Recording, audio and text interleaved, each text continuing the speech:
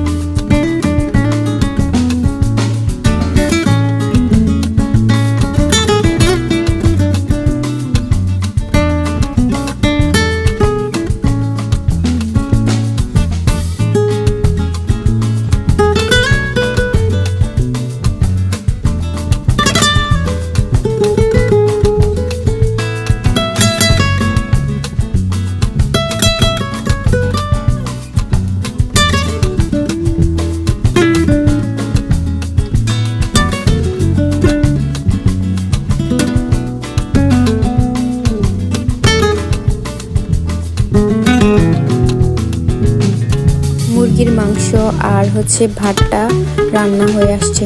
এখন এগুলোকে নামিয়ে ঢেঁড়স ভাজি বসানো হচ্ছে।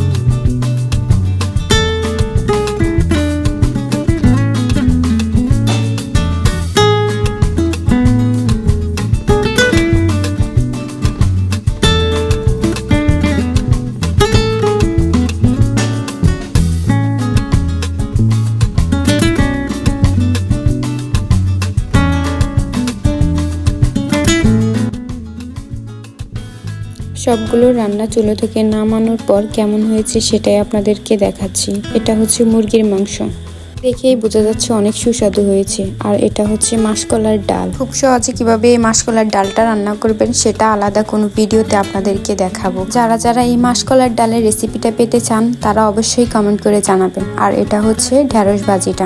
এরকম গ্রামীণ রান্নাবান্নার ভিডিও পেতে চাইলে অবশ্যই চ্যানেলটিকে সাবস্ক্রাইব করবেন। আজকে এই পর্যন্তই। আল্লাহ হাফেজ।